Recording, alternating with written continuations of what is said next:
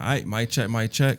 Morning Masters Podcast, your host, Main, of course. I got a special guest across from me, Miss Lacey. We're going to go with Lacey. You said Lacey, right? That's fine. That's fine. Okay. On Facebook, I know you said your name. Can you pronounce your name for me real quick? Lacecia. Okay, see, I was going to say Lacecia, and I don't know why. That's dumb. I don't know why I was going to say that. But, don't mind me. How you been?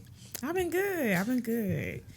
The first time that I met you was on Shay. I think Shay had a podcast, and the reason why I remember that so much is no disrespect to none of the other guests. Cause I told Shay this.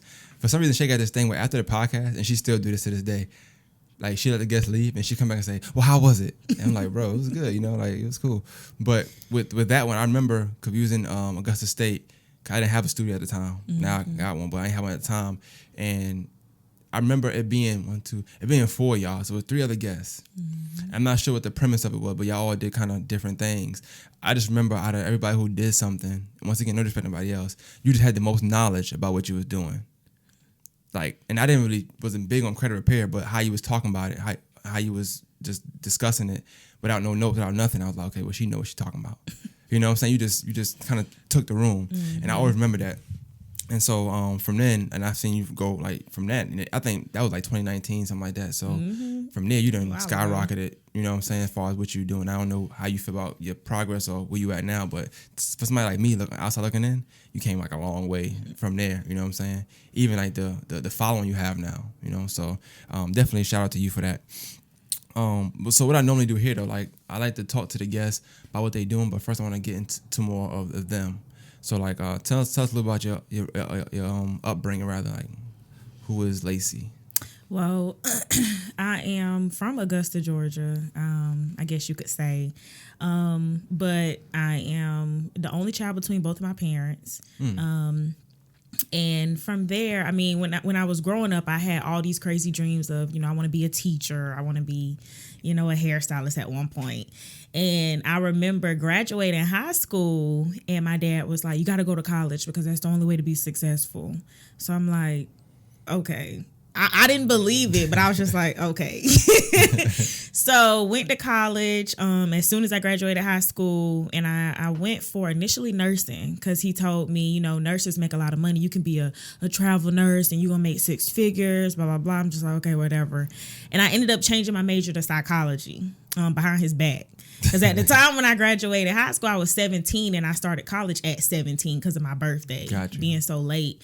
But the admin or whoever it is called my dad, letting him know that I changed my major. So we got into it real bad, and he was just like, I want you to be successful, whatever, and psychology ain't gonna make you no money. Okay, cool. So I ended up having to part ways from that household because I wouldn't follow the rules of going to school for nursing. And at that time I started having this dream about being a real estate agent. Like, I don't know what it was, but I just knew working for somebody else just kind of wasn't it for me. I just didn't know what I wanted to do, but I just knew that wasn't it. So, and what age was this that you started to figure this out? This was 17. Wow. I'm 30. I'm just starting to figure it out. I don't like so yeah, I mean, I started working, the legal age that you can start, 15, 14? I started working very young. I mean, as soon as my birthday hit, I was working at Wingstop. I done worked at McDonald's, Arby's, But what made you do that? Like, what was the drive for you to want to work? Because some kids don't want to. That's true. Well, I guess it was more so how I was raised. My dad was, and still kind of is, I was on their cell phone plan. This is a prime example. And he was like, if you want to, all the kids had iPhones my age at that time. So I'm like, I want an iPhone. I want no Android. Like, I'm the only person walking around here with an Android. It's going to be a dope clip right So he was like, if you want an iPhone, then you get your own iPhone. Okay, cool, bet. So I went and got me a job as soon as I could, saved up. I said, okay, well, I'm ready to get the iPhone, but I know I'm not old enough to have my own plan. So if I pay you, will you let me have it? He said no. Okay, bet. So as soon as you got to turn 18, I think, to get a cell phone in your name, I said, you can drop me from your plan. And so I guess it was him just being so hard on me and making me do things like paying for my own oil changes. I was responsible for anything that went wrong with the car. I mean, at a certain point, I was paying him rent to live in his house. So I just always had a self-motivated mindset because ain't nobody gonna tell me what I can't do. And it's dope that you look at it that way. Like even at that age, did you look at it that way, or is it something? No, that's how it was. Because most people talk to it, they'll look at it as if their parent is mean. They'll find a way to complain about the parent instead of seeing what's really, what the parent really doing. Yeah, I mean, and I did. Don't get me wrong. I definitely was like, my daddy is, everything behind his back, but it didn't break me or make me do the opposite. As far as like being defiant on purpose, like, no, I told him I'm gonna go get a phone myself. When he started making me pay rent, I said, that's cool. I'm gonna get my own apartment. And I still don't regret getting my own apartment, even though I was paying $600 more in rent when I moved out. Yeah. But it was more so of the fact that I knew I could do it. Got you. So. Would you consider yourself to be a daddy's girl? Oh, I am a huge daddy's fan, daddy's girl. Definitely. I mean, even with everything that we done been through, I feel like, and I've talked about this before, we didn't always have a close relationship. At one point, I hated him and he knew it. And we went to therapy together a couple years back after we parted ways because I didn't want to go to school for what he wanted to go for. And he told me then, he was like, I apologize for pushing college on you. I mean, I have 4 years of college student loan debt with no degree. And he was like, I don't know why I expected you to go and do the average thing, a 9 to 5, when your grandmother has her own business. I'm an owner operator. My dad was a truck driver, but he owned his truck. He was in control. So it was, and that was my thing because I knew my dad went to college, but it was like he visited. And I tell him that all the time. You went for like 2 weeks and quit. So what make you think I'm going to go for 4 years? Right. But through that, he was able to apologize for a lot of things I seen in my childhood, domestic violence I seen growing up. And I love my mom to death still to this day. But there were just certain things I seen that I said, okay, instead of mirroring that and doing exactly that, I need to do the opposite. Right. Figuring out what is the right way based on the wrong way that I seen. So I feel like through counseling and therapy, that's what made me and him so close. And I remember, I want to say you mentioned me because it's not something I would just know. I think we spoke one time about doing a podcast. One thing I'll say about podcasting is it's a timing thing. I think we spoke about it a lot of times, but I was busy, you was busy, vice versa. So it just happened to work this time, this way, and it's perfect that it did it, right? But the relationship with your mom, like, so did you grow up in the house with your mom at all? Like, yeah, my parents were married for 13 years before they got divorced. And once they got divorced, I still stayed with my mom up until I was 14. That's when my dad went and got custody of us. So from 14 to now, I've pretty much been raised by my dad. Okay. Yeah. So it was, I guess you could say half my childhood I was raised by my mom, then the other half remaining I was raised by my dad. Do you think that like your dad being hard on you had anything to do with what he thought you might have seen or the stuff you saw from when you was, I guess, 2 to 13 years old? Absolutely. He tells me that all the time. Of course, as a child, you don't fully understand things because even during the court battle, I didn't want to live with him. I'm like, we haven't spent enough time together for you to even qualify yourself to want to go get custody. You can't order my food for me. So it was just things like that I held him accountable for. But once we talked as I got older, he started saying, I know the things that y'all were seeing and I didn't want y'all to be a product of your environment. So right. I think so, yeah. So that's dope, though. Like, but you said your relationship with your mom and your dad is pretty. You love them to death. Still. Yeah. So, okay. Like from what you had been through when you were younger and like yourself now, how far would you say you have came versus where you could have been, depending on the things you saw? I would say a whole 360 around here. I mean. I just feel like, and again, no disrespect to neither one of my parents, but, I just feel like everybody was going through things, but they forgot the kids were going through it too. So I had access to do and put myself in a lot of positions I had no business being in. And so I do feel like had I not been removed out of that situation, I can't guarantee that I would be where I am today. Right. So I do feel like what I went through has helped me to look at things differently, but also like one of my key things is just that you don't have to be a product of your environment. Like I remember being so young and people would tell me, oh, your attitude, because long time ago, That attitude was on fire. And I just remember people telling me, you never gonna be successful because your attitude. And now those same people trying to work with me. So it's to me, I feel a 360. I see a 360, but that's not just, all glory to me. Therapy, counseling, prayer, all that stuff plays a part. Well, I'm going to just go ahead and ask the question because, and therapy is always has been looked down upon in our community, I ain't going to a therapist, ain't nothing wrong with me or whatever. But y'all, your family, y'all was able to go do that and get better. Would you recommend that to everybody? Absolutely. And don't get me wrong, the first couple times I went to therapy, I've been in therapy since I was 13. Therapy didn't start working until I was 18. So I went to therapy, but I never participated because I was one of those people who were like, ain't nothing wrong with me. What you look like paying somebody to talk to about your problems and they got their own problems. This is stupid. That's what my mindset was then. But they said your attitude. Yeah. So eventually when it seems like everything at life is hitting you, it's like, okay, why am I having all these issues? Why can't I see past this? And just kind of being honest that therapy doesn't automatically result to something is wrong with me. Right. You don't have to have a problem or a diagnosis to go to therapy. You can have a good day and talk to a therapist.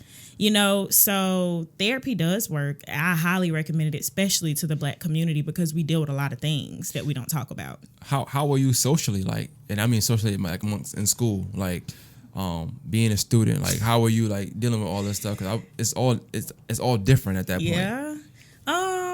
I've never been social, and I've never been social because I feel like it's because of how I was kind of raised. All those scars and pains and being told, don't talk to nobody, don't tell nobody what go on in here and stuff like that. It made me, when I went to school, I had trust issues. So I've never had a lot of friends because I have trust issues, So I think I've always kind of been a little socially awkward. And over the last maybe 3 years, I've been coming out of that.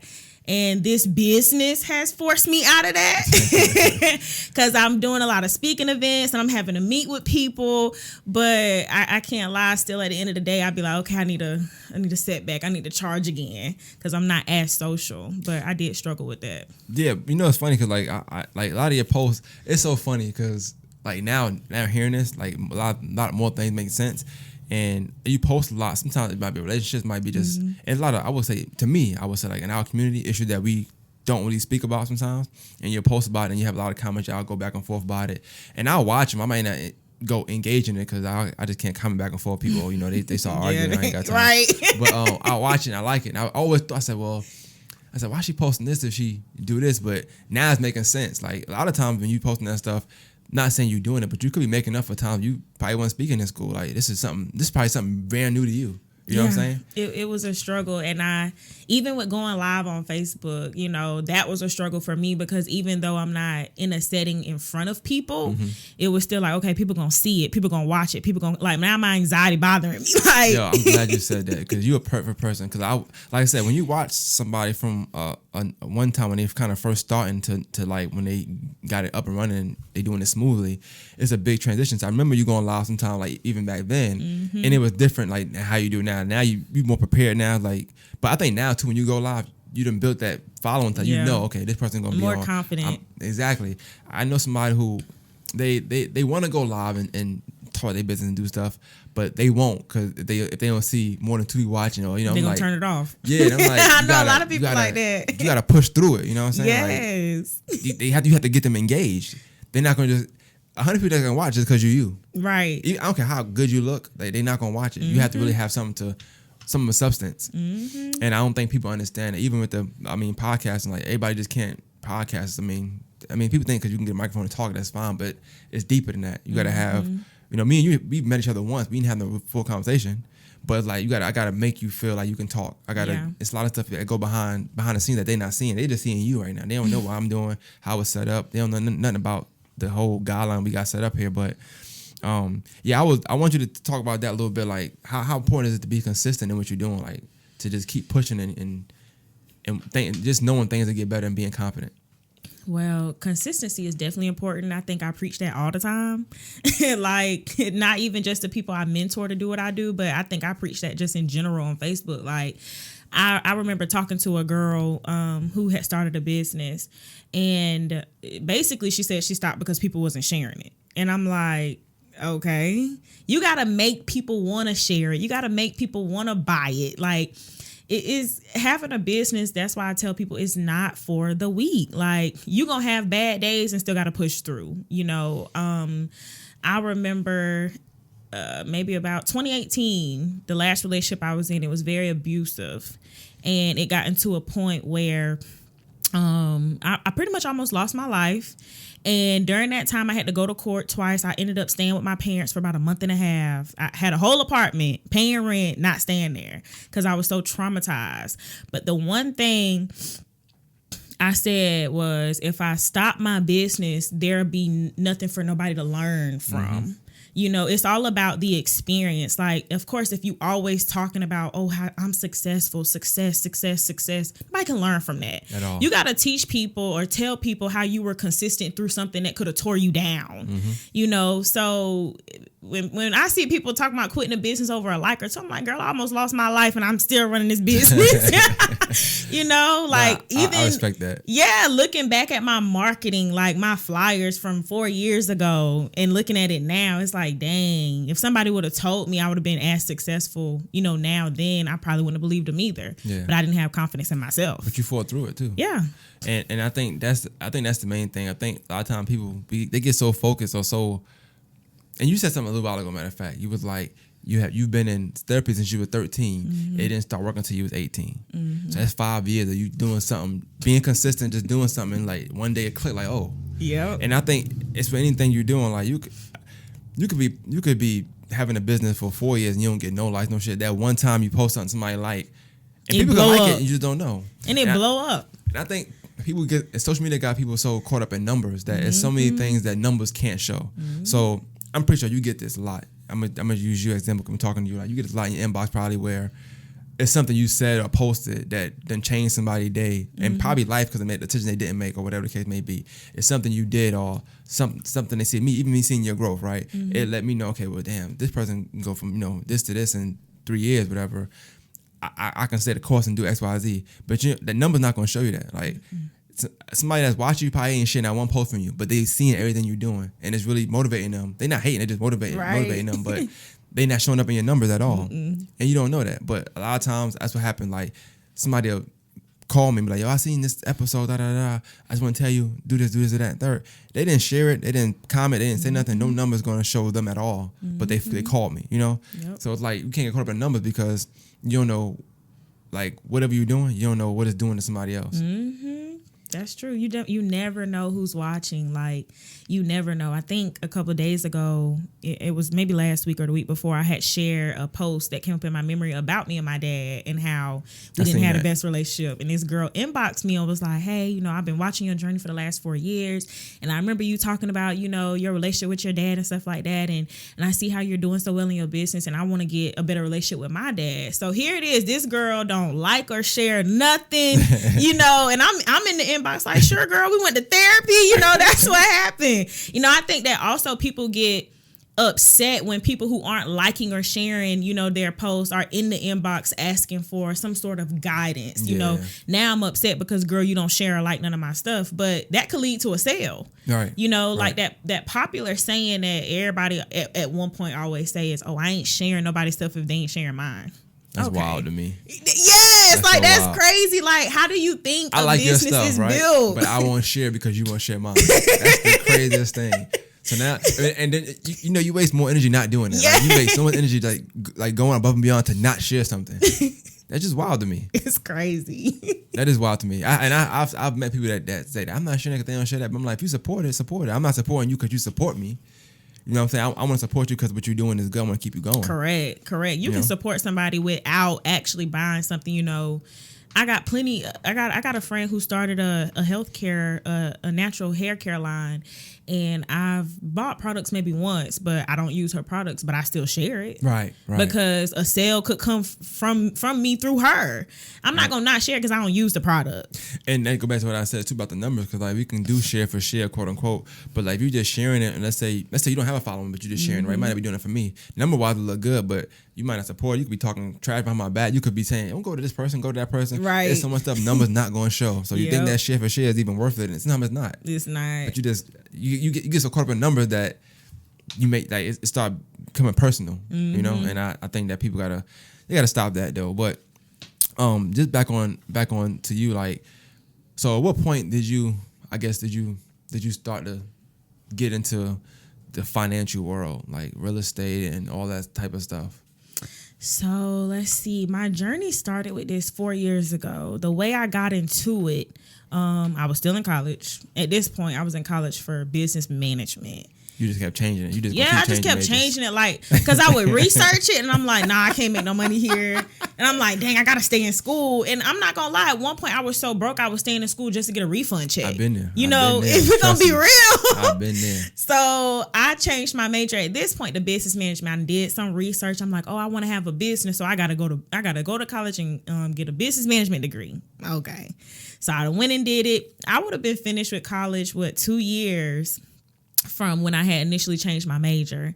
And so this was about 5 years ago when I did that. But I ended up one day, I said, let me see what this major would even get me.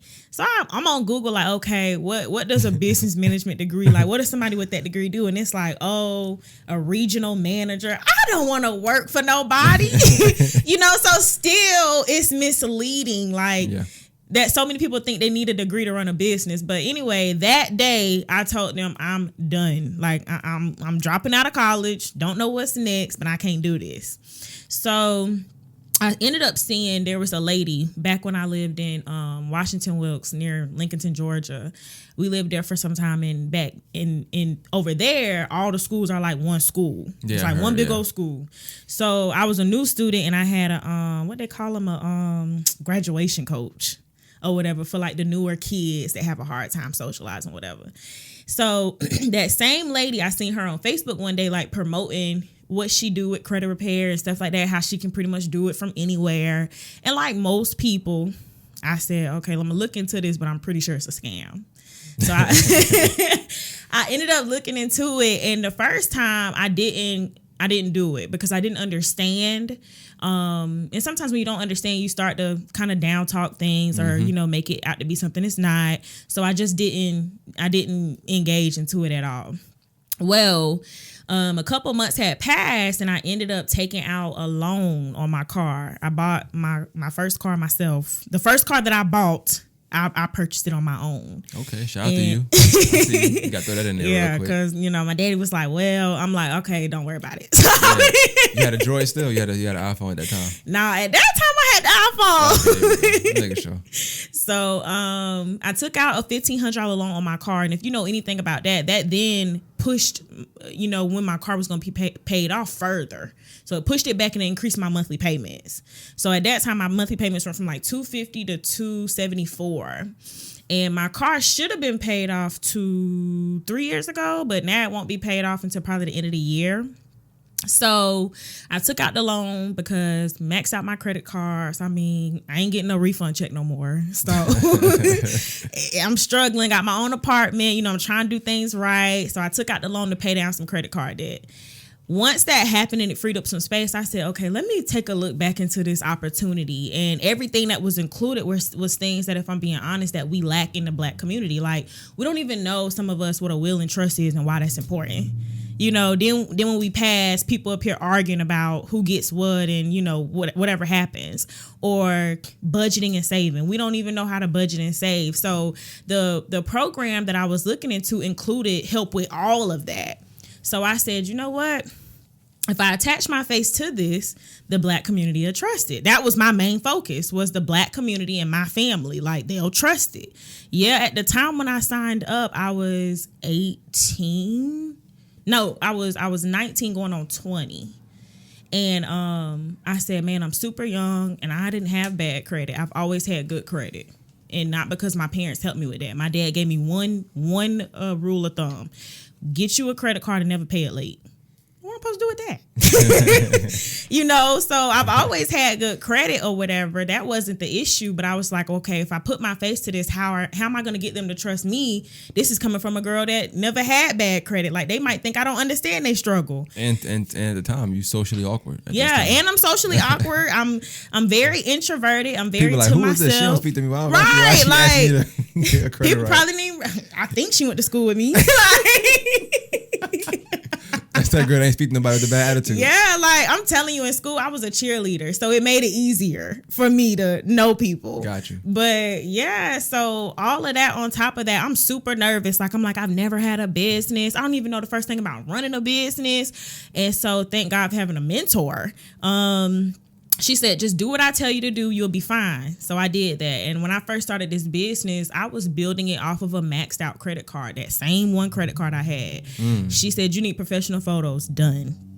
You need business cards. Done.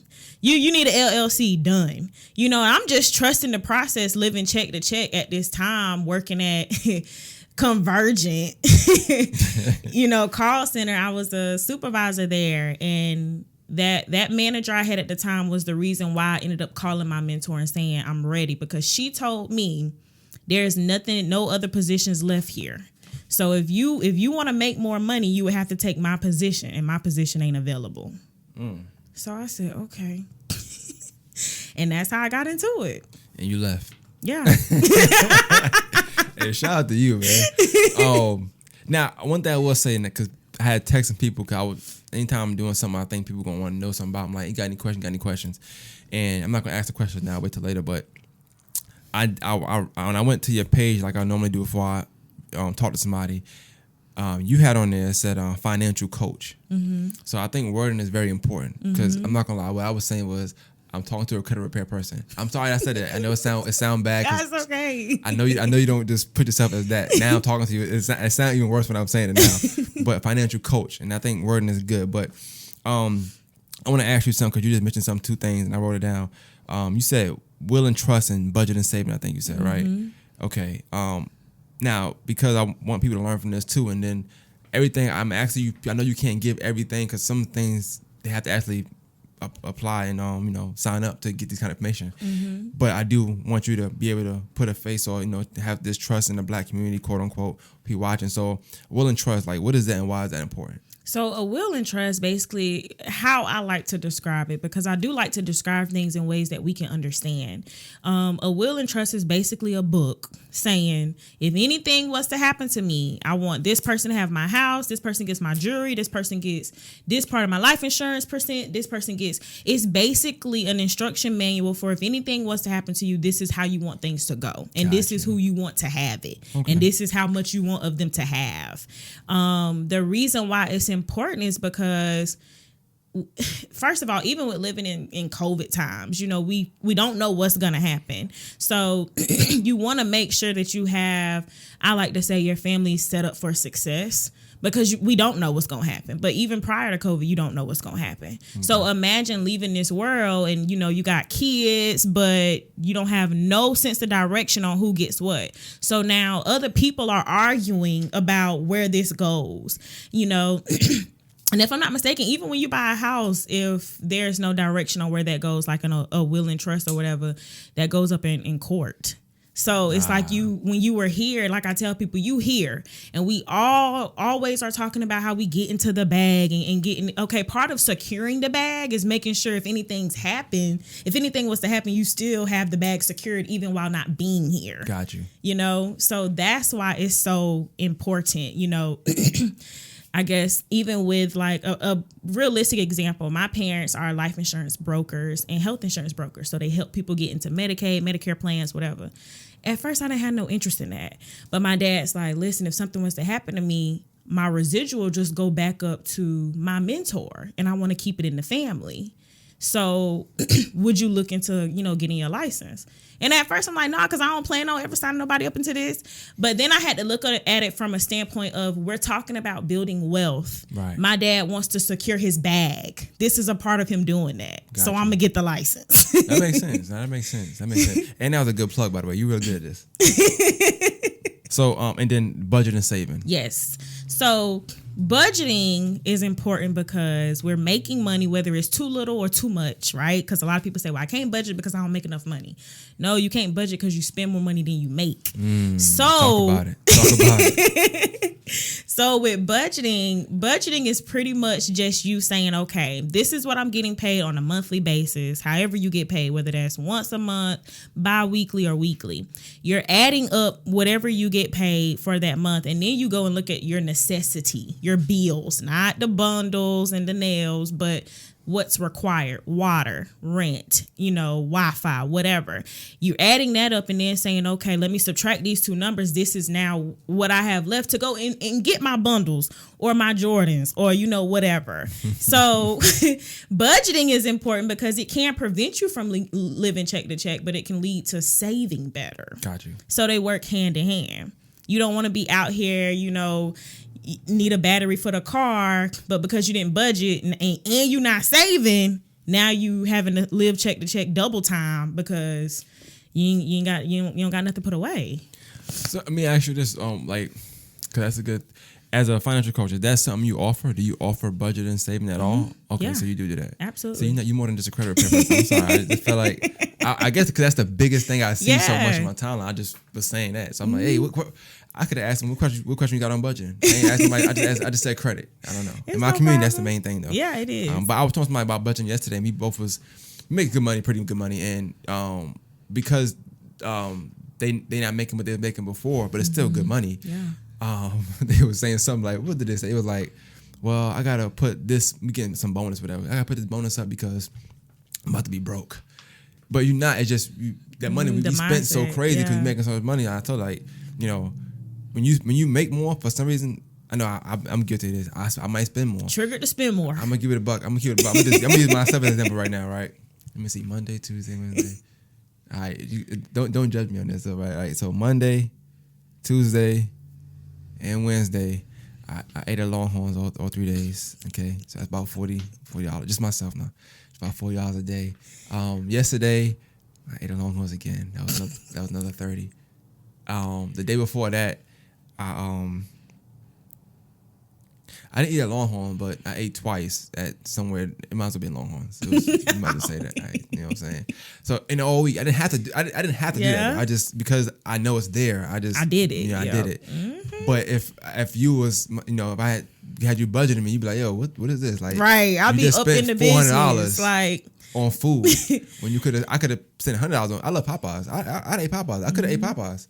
The line was too long, but I could have ate Popeyes, but I didn't, and that's a lot. I mean, when I think about it, it's a lot of money that I could have either spent my daughter, a will and trust, whatever I wanted to do. You know what I'm saying? I could have budgeted better. Mm-hmm. And I'm gonna use me as an example because I want people to see. Because I'm pretty sure other people do the same thing. Mm-hmm. And absolutely. So like, what advice would you have for? Let's just use me as an example. What advice would you have for somebody like me that had ate out pretty much the last 7 days, and I'm going to country boys in a little while. I mean, do you need advice? That's the last one. I promise. Tomorrow I'm gonna make a sandwich.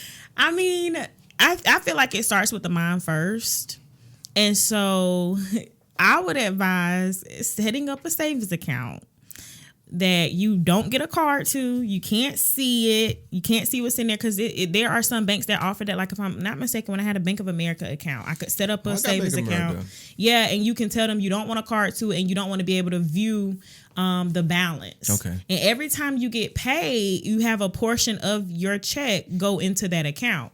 So now you don't know what's in the account, but you know that there is some savings there. Yeah. I thought about doing that. Yeah. Now I'm okay with, this is what I got to spend. But it's really just a mind thing. And it's kind of getting out of that mindset. Because I'm trying to think.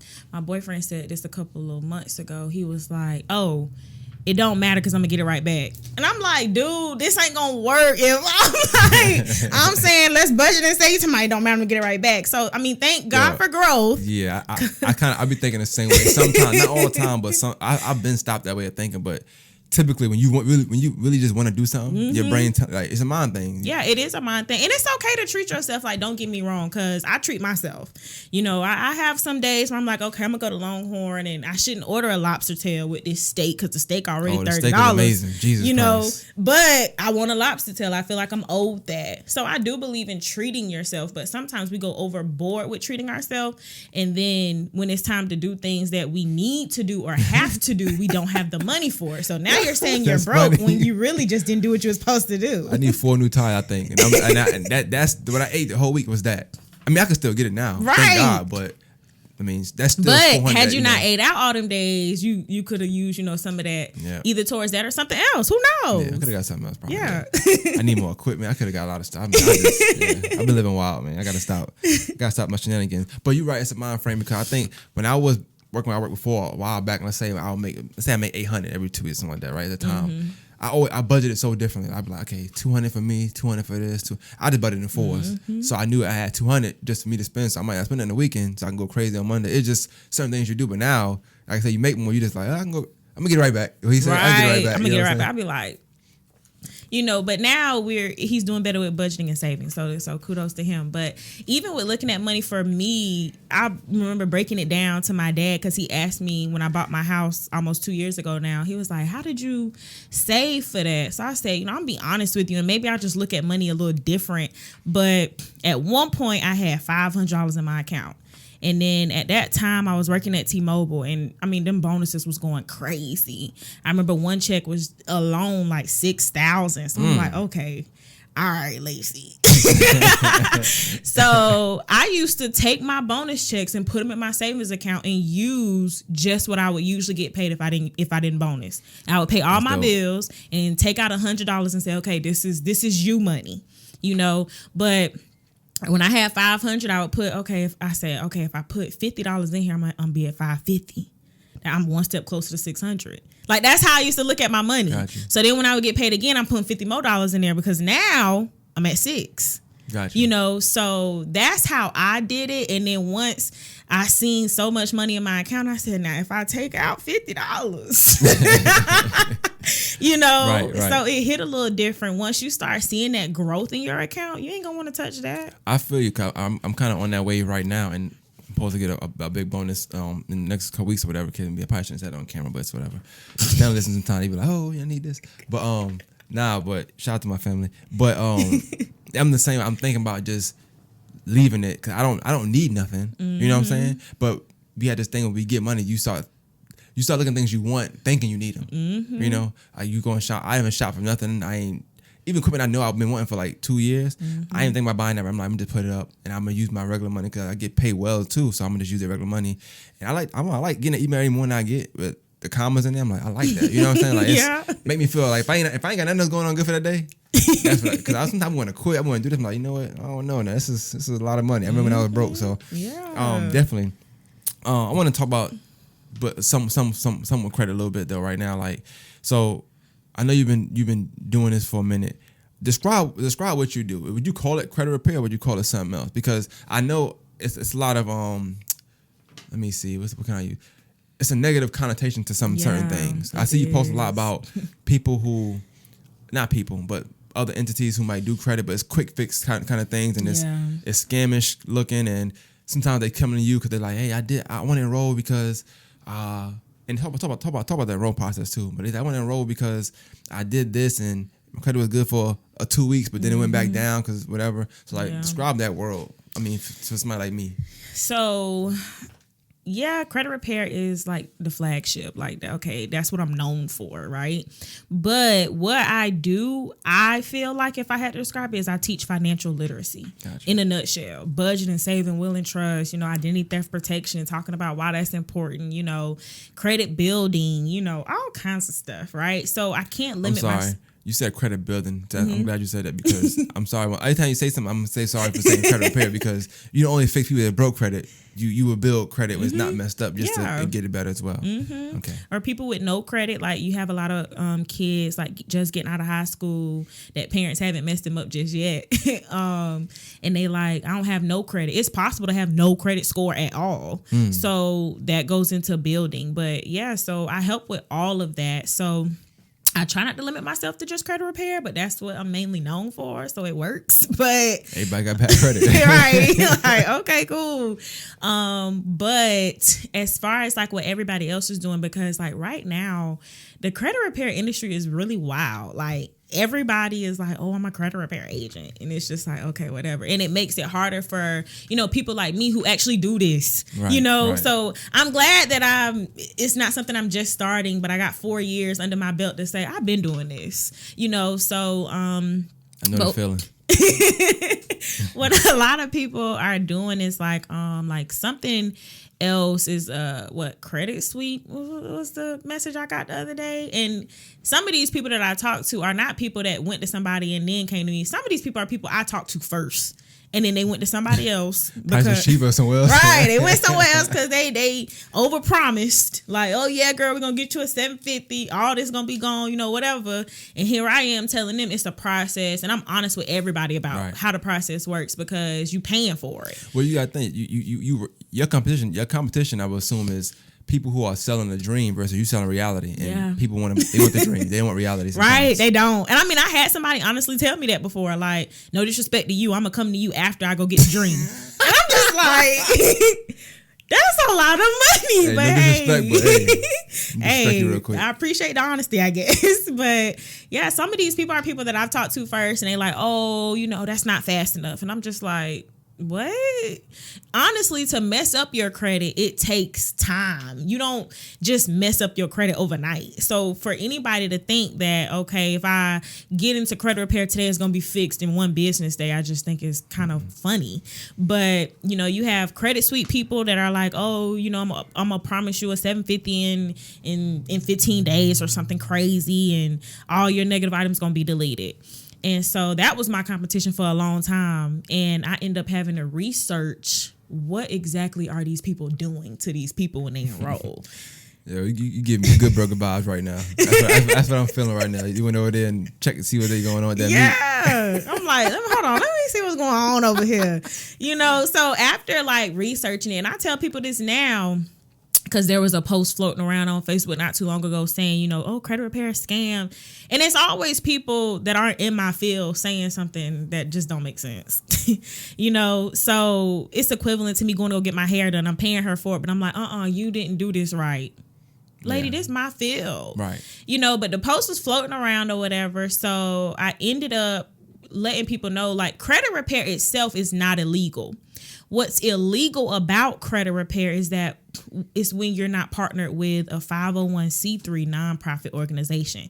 You basically got to partner with a credible company to even have credit repair done the right way. So when you see people out here promoting credit repair as like a personal business, that's illegal. Even if you just research it, like there's a guy in Atlanta maybe 2 years ago, I shared the post. He owned several restaurants, but he was doing credit sweeps. They arrested him. Like it's a real crime. So what's a credit sweep? Like you just taking everything off my credit? Yeah, so like a credit sweep is like, does it work? Like is it a real thing? No, I'm sorry. I don't know. I'm sorry. It does. Technically it works, but so what a credit sweep is they're basically saying the difference between what they do and I do. Credit sweeps are saying, hey, all these accounts are fraudulent. That's what they're saying. Okay. So they're saying, okay, yeah, I did have this credit card, but this was fraud. Somebody else got it in my name. So they dispute everything as a fraudulent charge. And it gets the item removed because it's fraud. So once the item is removed, anything that was negative or delinquent with it gets removed too because the item is gone. So now you no longer have late payment, issues. So that's how your score goes up. Then they go in and they sell trade lines. So like it's pretty much like this way with me having good credit. I could go and sell, to somebody, hey, I know you got bad credit, but for $1,500, I'll put you as an authorized user on my credit card and it's going to boost your score. That's what they do. But they're selling trade lines of people that they don't even know sometimes. But so you can just say something's fraud in your credit and then it just come off. Yeah, it'll just come off. But they're not going to investigate it to see if it's... No, sometimes they take 45 days to investigate it. So when you dispute it as fraud, it goes to the credit bureaus. As you saying, hey, this isn't mine. It's a dispute letter. But instead of it being the verbiage that we use, which is, I want you to verify that the debt is mine, I'm basically saying the debt not mine is fraud. So it automatically gets removed as fraud until the investigation is complete. Once the investigation is complete and it's verified it is yours, it comes all the way back. Yeah, so that's what I'm saying. So you do a credit sweep. It's like sweeping stuff under the rug. Yeah, that's what it's temporary. So during that time, a lot of credit sweep people will tell you, okay, you better hurry up, go buy this house, go, do whatever because it's about to come back. That's funny. Okay, that was a dope. I want to say this to my dude, like she's saying this with like it's no notes, like this is all topics, so you know your stuff. That's funny because I would never guess that, but I've seen people say, "Oh, you got this amount of time." Yeah, to you do gotta this hurry up. Like it ain't no joke. That's funny. Now that's scamming. Every scamming video I've seen, it's like, "Hurry up, you got this amount of time." Yeah. So I would say pretty much, if anything that's being rushed, you probably should second guess that because if it's supposed to be off, it should just be off. It shouldn't be. You got 45 days because it's coming back. All right, girl, you better hurry up, girl. Knowing your loans. Okay. All right. I still write that down just in case you never know. But nah, I like that though. All right. Like what?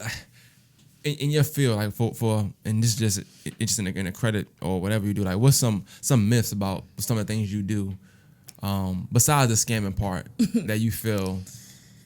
Let's see. So like one big myth is that items fall off after 6 to 10 years. Like no, that's not true. Because when you think about debt, well, let me break it down because not everybody thinks about it like this, right? So the way that debt is formulated rather is, okay, if I got this credit card with JCPenney's, I max it out, maybe life happens and I lose my job, I can't afford to pay, but still right now I still owe JCPenney's. Well, you probably got 60 days, 45 days before JCPenney's like, okay, I'm gonna go ahead and send it to a collection agency and I'm gonna let them pay me for your debt. So a collection agency would just say Jefferson's collection agency then paid JCPenney $500 for debt you owed them. So technically the debt is settled. Jefferson paid for it. But they paid for it in hopes that now I'm going to call you and aggravate you to get you to pay me for having to pay JCPenney for your debt. But now my debt is with Jefferson. Right. Now my debt is no longer with JCPenney. It's like a rebirth at that point? Right. So at that point, the main goal of a collection agency is to get you on the phone and verify that the debt is yours. The debt has already been settled. That's why they be calling you and saying, is this yes, we're calling because let me see. I got a call like that a couple of days ago. Like, we're calling about a legal matter. And I said, what is this in reference to? It's personal. Okay, click. Yeah. Because at that point, it's a collection agency. Say legal to me, I'm hanging up. Right. So. You hanging up. Don't say your name. They're going to get you to try to say your name without saying your name. Like, is this, Lacecia Doe? And then I'm like, yeah, boom, verified. Yeah. So it's their job as a collection agency to get you to verify the debt. That's your name, birthday, address, whatever. And the moment that you do, you are now owning the debt. Let me write that down real quick. Say, hell no, this is not gotcha. All right. Yeah, so once that happens and you verify the debt, then now they asking you for the money or whatever that was owed. But again, remember I told you the debt has already been settled. So technically there's nothing owed. Right. But that's how the dispute process comes into play because, your rights according to the Fair Credit Reporting Act says that every American has the right to dispute anything on their credit report. Anything, bankruptcies, charge-offs, anything. So collection agencies will definitely get you, but if you don't know your stuff, so just don't answer the phone and don't get on there telling them your name. Won't do that ever. I'm gonna say no, it ain't me. What's going on? Okay. So that was one question I had about the myths. So as far as how you, I guess, go about promoting. Matter of fact, I want to talk about this instead of that. Talk about your company, what is it called? How did it enroll? Because you got this thing where you got to enroll, if I'm not mistaken. Yeah. So talk about that process and what that's like. So the company I partnered with is United Credit Education Services. That's the company I do business with. And then, of course, my business is LCD Financial Group. But LCD Financial Group. Yeah, it's my name. So if somebody wanted to do something managing and budgeting, they would call and contact LCD Financial Group. Yep. Okay. So the way that the program works when you get started, we do a soft pull on your credit report. And the reason why we do a soft pull is because, I talk to so many people that are like, oh, I just have medical bills. And then we get them started and it's like, it's a whole story on here. It's not just medical bills, and some of that stuff be stuff that people don't know about. I mean, I enrolled two twin sisters a year ago, and the social was different by the last number. That was the only number that was different. And basically some of the other sister debt was on the other sister debt, and it wasn't her debt.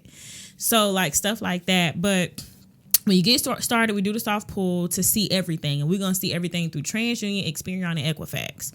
And then from there, I have a team of credit attorneys that assist me with typing the letters so that I can focus on just getting the people. Gotcha. So they type the letters, making sure the verbiage that needs to be used is used. Like these are people who specialize specifically in the legal matter of how the letters should be typed.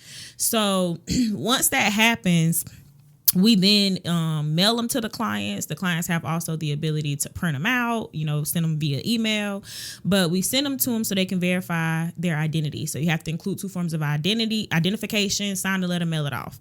I recommend that they do it through certified. So go to the post office, say, hey, I want to have this mailed with a tracking number so that you know that the credit bureau's got it. Now, something that people believe is that the credit bureaus work together, but they're all separate entities. I was going to ask about that. I was going to ask you yeah, because some companies go with one, some companies go with the other. I see, and I know it's different because it's a difference in all of them because some companies will give you your credit score for quote unquote free, but they're only using this one particular group. So I'll be trying to figure out my mindset is like, okay, why it's free and why that one is free and why I need to pay for the other one. So what's the difference? Or the better one rather? There's no better one. Some lenders prefer Equifax and Experian over TransUnion.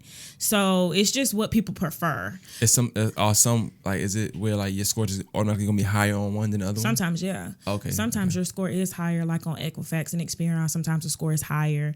So it just depends. But they're all separate entities, so they don't work together. They don't talk. That's why sometimes people look at their credit report and see, why do I have this medical bill on Equifax but not TransUnion? You just didn't report there. There's no other explanation for that. It just didn't report there.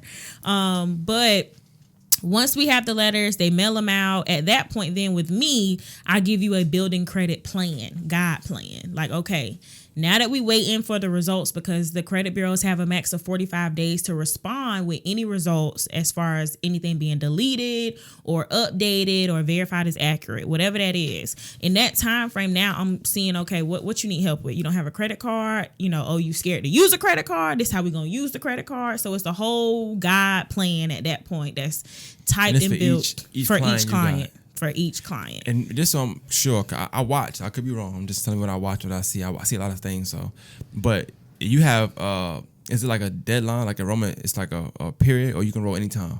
Yeah. So I only like to accept a certain amount of clients a month, just depending on what I already have. Okay. Because you don't want to overwork yourself or overdo it, rather. But yeah, so it's not enroll anytime. You have to inquire. We have to go through a phone appointment. That's what I thought. Yeah, a credit assessment phone appointment is what I call it. It's a 15-minute phone call.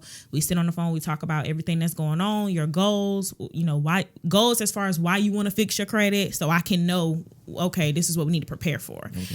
And then from there, we either do enrollment over the phone or we schedule enrollment for another day. But yeah, that's pretty much how the enrollment process works. And I just let them know, we work together. So this is not a, other credit repair process where you just paying somebody $1,500 or so on and you just never have to touch anything dealing with your score. Like this was your bed. We're going to lay in it, and we can lay in it together, but I'm not going to lay in it by myself. Gotcha. And so I'm just trying to figure out how the process go when you come into enrolling, and if you can't speak on it, that's fine. But I'm thinking, I know they got to pay something anyway. Is it like a monthly thing, or is it, do you break it down depending on, is it person by person, or it's you got a set plan of how that stuff goes? Yeah, so it's a set plan at the moment. When you enroll, it's $188. That's the startup to get you going. So that $188 includes the first month's payment. It also includes the soft pull and the first set of letters, as well as activation to that portal that they get access to. So that portal includes the will and trust, being able to set that up for free at no extra cost. You know, to set up a will and trust in the real world, it's going to cost you about $4,000, you know. So we give it to you included while you're a client. So you'll have that, you'll have identity theft protection. So the activation is for all of those things. So that's what the $188 includes. And then from there, you get your dispute letters in 5 to 7 business days. It happens pretty fast. And then after that, for the first 3 months, it's $89. As long as we continue to work for you, as long as you have access to this portal, as long as I'm helping you, you know, on the side with any credit building tips, plan, whatever. And then after month 3, it drops to $69 a month. Oh, okay. If you stay enrolled for longer than a year, starting at the 13th month, it will drop to $49. And then I do offer a refer your friend program where if you refer 5 people, you can get your next month's service free if they enroll. Okay. So I shouldn't say that because it's gonna sound like I'm like to make all this money. I don't, but like people be dropping out of that. I feel like the longer you stay in, the easier it gets. Yeah, the longer you stay, the easier it is. But you know, if I'm just being honest. It's not a shocker that sometimes people drop out of it because when you have bad credit, it typically tells a story that you have an issue with being consistent making payments. So I kind of expect for some people to fall off no matter what they overpromise me. Like, oh, girl, for real, I'm going to stay because I got to get this house. You know, I always set expectation that my business don't stop just because I enrolled this one person. But that's the concept that we got to get away from because then you get upset when people want you to make 3, 4, 5, 10 times the rent. But your credit score is telling us that we shouldn't trust you with payments. Right. Okay, that make a lot of sense. But I mean, I'm glad you even said the number because like so when's the next? I mean, actually, when's the next open enrollment? Cause I'm pretty sure people watching now like, okay, let me see what this is about. How do they know when you got open enrollment? So, well, I know how I'm gonna know because I'm friends with you. So you gonna post it? One thing you do, you post everything. Right now, I'm still doing open enrollment right now. I don't have a end date for it specifically, but it's coming out Monday, so this is good. It's still going on right now. But of course, if you follow me on social media, on Facebook, it's Lacey Doe. On Instagram, it's Wealth with Lacey.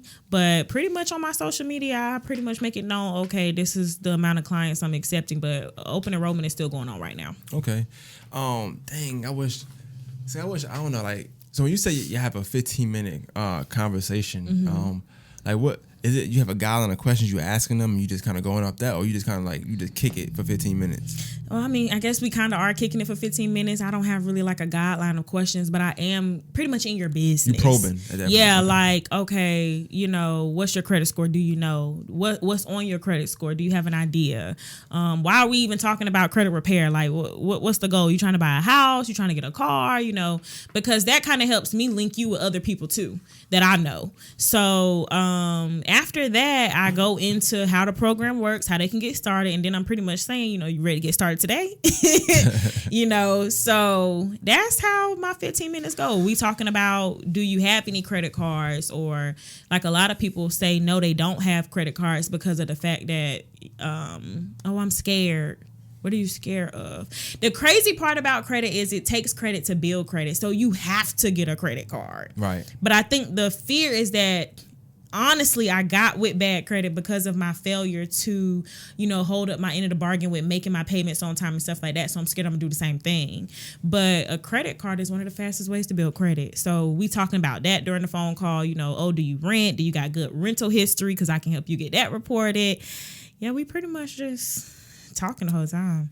As far as credit scores, this is just a random question because people, what would be considered like what's the lowest score to be considered a good credit score in your opinion, rather? Oh, the lowest score that could be considered to be a good credit score, I would say maybe like a 620. 620, okay. Yeah, like you can kind of get away with some stuff with a 620. I one of my favorite. I'm in the rap heavy, and Mrs. Guy. I'm gonna send it to you. And you could tell me. I should have sent it to you before this, but it's a guy who raps, and he went on Funk Flex, like on a radio station, like that people do, and he rapped. And there's one part he talked about credit, but he used it with the real world situation and stuff, right? And like I don't know. I mean, I always was into credit, and it's confusing, but I feel like most people like me or younger will get it listening to that. Right? I'm listening to you. Tell me what you think about it, though. But he mentioned something like that, and just kind of saying like, you do take credit, build credit, but it's ways you can go about it to where you're not putting yourself in debt. Sometimes you mess yourself up thinking you building credit, but you're not doing it the right way. Sometimes we just get greedy. Like, if we're gonna be honest, like, you start getting approved for too much. Now you out here getting loans everywhere. You know, now you're not using it for the purpose of what it was built for. Right. And so that just goes back to lack of knowledge, because like the other day I got tagged in some post to explain why credit was important. But the person whose post it seemed like their mind was already made up with credit is stupid. Like, so I'm like, I ain't finna sit here and waste my time. But, you know, and just to throw this out here, this is, you know, why credit is important, because it was a comment that was made about, like, you know, rich people don't use their credit. Rich people got rich off of credit. Like, if we're gonna be real, rich people not out here using their cash, you know, or wealthy people, you know, they're not out here using cash. It's people like us that don't know, and we're out here, you know, using cash, because why would I use credit? I can spend $4,000.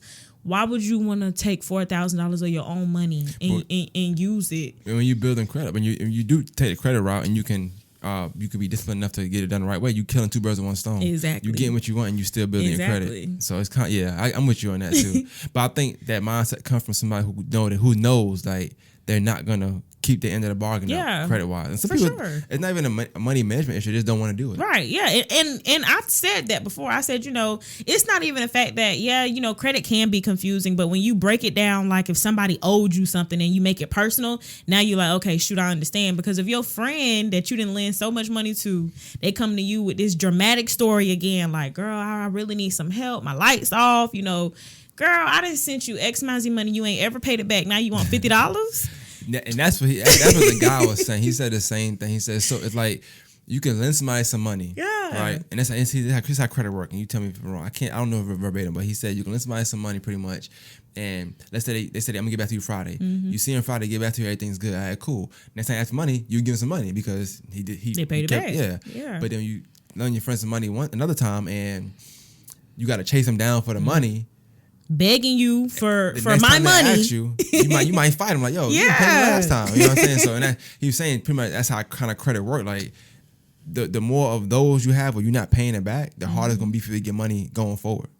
Absolutely. That's exactly what it is. Like, and credit, I'm gonna be honest, even though this is in my field, credit is boring. Like, credit is so boring to talk about. So that's why I even sometimes when I gotta talk or use examples, what I had noticed when I was doing my videos, that when I bring it real life, people understand. But if I'm just sitting up here in the lecture talking about credit is important because you need credit, you know, people gonna be like, what? You know, so breaking it down and using real life examples, kind of bringing it to life a little bit, it has helped some people. Right. But even, I mean, I've had people come to me and was like, you know, I thought credit was stupid and I'm using all my cash and it just don't make no sense. Eventually that mindset always ends up changing. For some people it may never change, but you know, my goal is to never persuade people on why credit is important or to fix their credit. My goal is just to educate, because eventually it might click. But I'm not here to persuade you that you need a good score. I mean, I feel like I've persuaded people enough. Good credit got me a house. You know, good credit got me a car with a low interest rate. I don't have to sit up here and convince nobody.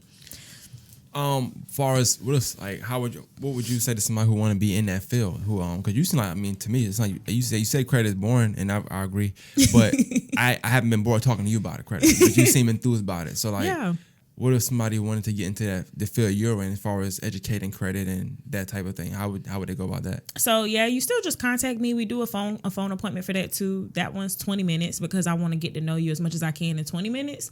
Because I don't like to work with everybody. Like, I pretty much qualify people. Got you. You know, because everybody can't do what I'm doing, and I don't want people that I have to motivate or, you know, force to run a business. I don't want to do that. I'm definitely all about helping people progress, move up, whatever it is that they want to do. But when your goal seems to be more important to me than you, then we can't work. So we do a 20-minute phone call so I can see, you know, where your head at, why you want to do this. You know, did you hear about this from somewhere? Like, what do you do for a living? And then I let them get to know me too, because I want you to be comfortable with who you're going to be working with. Gotcha. But from there, we just start off. After that, they enroll as well. Their enrollment fee currently is $299. And as an agent, they get the same program, the credit repair program, training, all kinds of stuff comes with that. So yeah, that's what's up. So for the LCD Financial Group, what you said it's called, yeah, that's yours. If and this I'm just asking this, just if somebody wanted to get the budget and saving, is that included with something else, or that's something totally different, like enrolling? Yeah. As far as with the credit and stuff, like all that different things, or is all grouped in one? So it's all included in the program. But if you need assistance with something separately, maybe you don't have bad credit, but you do have an issue with budgeting and saving, you can get help with just that area. Yeah, I mean, I get it. It makes sense to do both, though, I would think. Yeah. Because you know what I'm saying? If you're trying to budget and save, why not just... It's like, why not just do it? You know, it's almost like we said with the rich people that instead of buying it outright, just go get the whole package if you can. Yeah, it just makes sense to me. So if somebody wanted to come and they wanted to enroll and get their credit built, I'm gonna say built. I'm gonna stop saying repair. Repair sounds scamish. Rebuilt, get their credit built or rebuild rather. They can come to you. They pay their $188, then the $89 the first 3 months and stuff. But they get budget and saving in that. They get all will that. And trust in that. Identity theft protection, credit building help. I recommend a credit card to them that I partner with a company, and they give my clients, and you don't have to be a client. You can be just a regular person that just need a credit card, but it's no credit check, guaranteed approval. Like, it's amazing. I love the credit card.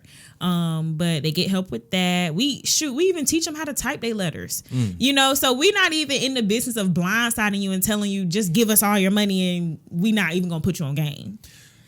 Okay, let me ask you. So how, like, if you can't, like I said, I'm purposely not asking certain questions because I know certain questions, just me being smart, I think I would feel like they just have to enroll to get those kind of answers though. But like, as somebody who's doing this, how does if you got a client and they ask you, okay, well, what my $89 is going? Like, how do you, if at all, how do you show them where it's going? If you do that at all. So, of course. Or you just show results. I mean, yeah, results. But I always tell people, you know, it takes approximately 45 to 90 days for you to see anything. Got you. And that's just what it is. You know, you need to be able to come into this and say, Lacey, I can commit 6 to 12. People would tell you, I tell them on the phone, listen, if you are looking to enroll and stay with me for less than 6 months, I don't want to enroll you. Okay. So you're going to have to go somewhere else.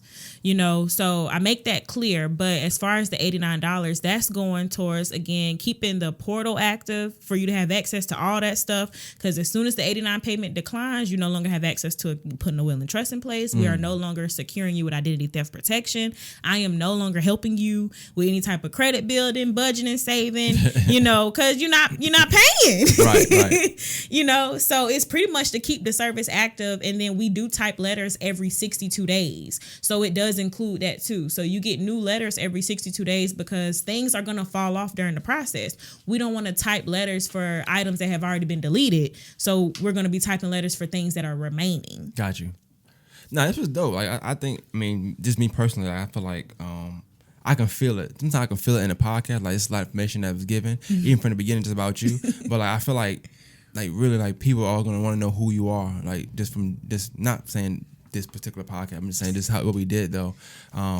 I like it, and I might enroll. I ain't gonna lie. I might enroll. I might, because I can't keep eating steak every day. But I ain't gonna lie. I'm gaining a little weight. I'm trying to. You know how you got the Snapchat memories and stuff. Yes, them things be killing me. Like, I wish I would have appreciated that body. That would be like, oh, you done put some weight on. I'm like, yeah, man, what can I say, man? I don't know, you know. But nah, and I'm serious. I'm not even saying this on camera for real. If I had more of insight of everything that you said today, I probably would have set up to do that anyway. Cause I would have just did the 15-minute thing on camera, honestly, just to do it. But I am gonna look into it for real. I'm down with that. Plus the money sound good to me. Yeah, it don't sound like, I mean, I'm eating Longhorns 4 times a day. Why That's not? What I posted that post. That girl, it was a girl who messaged me. We did a consultation probably about a month ago, and she was like, "I'm gonna let you know, when I'm ready." I'm like, "Okay, cool," because I don't, like I said, I don't pressure nobody to do nothing they ain't ready to do, don't want to do whatever. And she messaged me what that was a couple of days ago that I shared that and blocked out her name, and she said, "Girl, just go ahead and enroll me. I spent $192 on a wig." But for real, that's the mindset I have. I'm like, well, I just spent. If I really calculate, I mean, I probably more. And if I think about the month, it's like I could have just been doing something to better myself and family. For whenever I'm ready to start making certain moves. Because you never know what's going to happen. You never know. And then you got to kind of take yourself out of the equation because a lot of my clients have kids. So you got to think about what this can do for your kids. Like I do remember at one point when me and my sister were sharing a bed.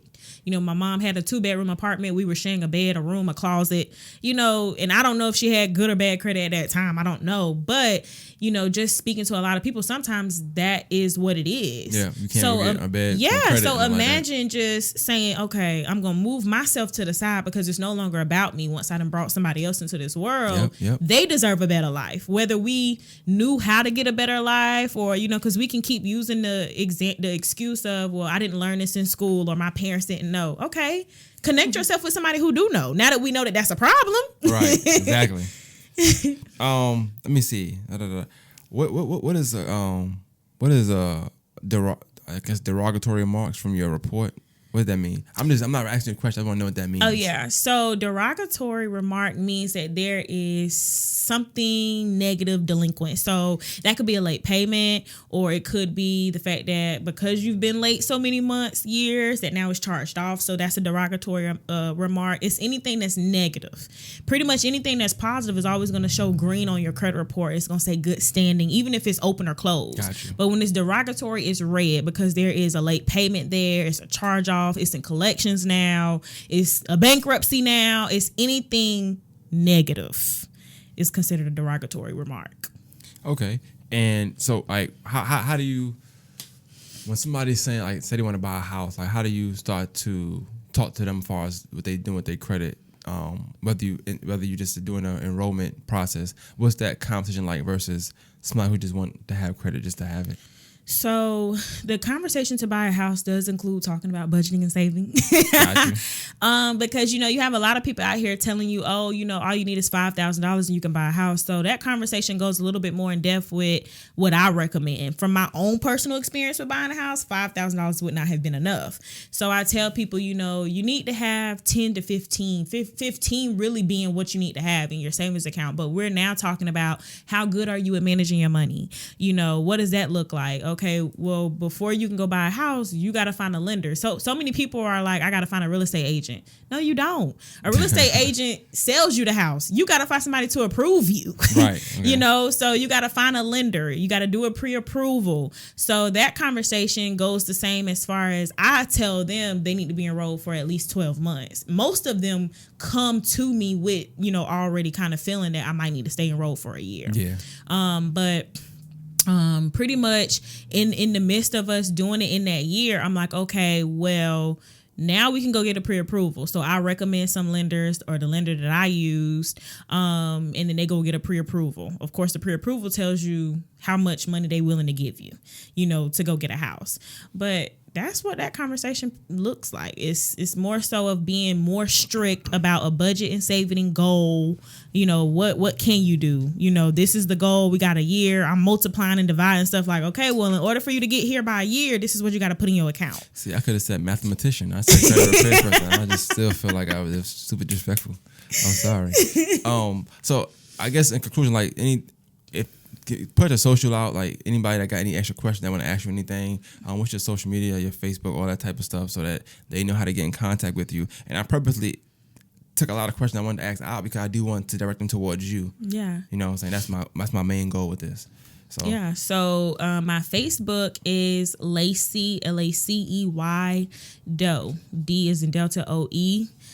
It'll pop up my personal page. I do have a business Facebook, Wealth with Lacey, which is also my Instagram tag as well as my TikTok tag.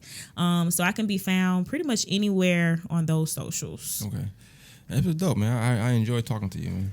Yeah, me too. This was fun. You probably, the wind is not myself, but you probably thought that, I don't know if you thought that, because I know I joke a lot, so I think on some of your comments, I'd be like writing notepad, like I'm gonna bring this up.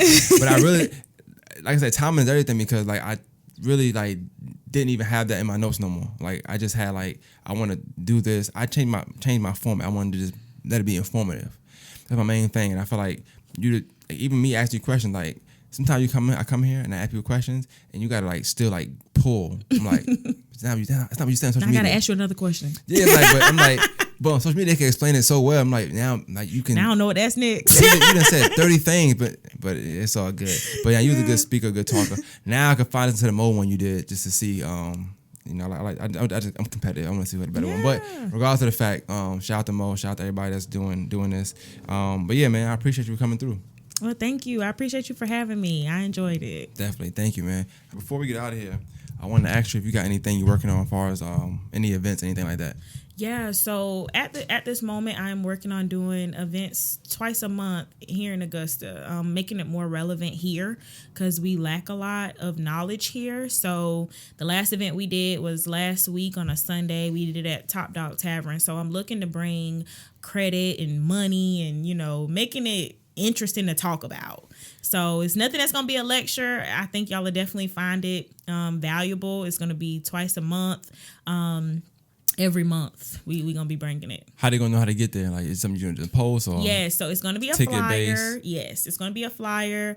If you follow me on social media, it'll definitely be posted there. So that's Facebook, Lacey, Lacey, Doe, and then my Instagram, Wealth with Lacey. It'll be posted there. I like to put money behind my ad, so you might see it without even following me. But it's gonna be dope. So, does it cost to come to get the information or? No, like, the information you just pull up and it's there? Free. Pull up. Wow. Free RSVP. You do have to RSVP because seats are limited, so we need to know, to be able to track the seats. But information is free. The enrollment is what costs. All right. Well, I like that. I know I want to enroll, so I haven't got to see the information. I just think that that's a good tool to use as far as promoting your business and stuff like that. So, like I said, I wish you the best. You doing your thing, just keep being legal, you know what I'm saying? Scamless, you know what I'm saying? And you should be good to go. Thank you. No shortcuts. Right. All right, we out for real. One Man's Podcast, we out.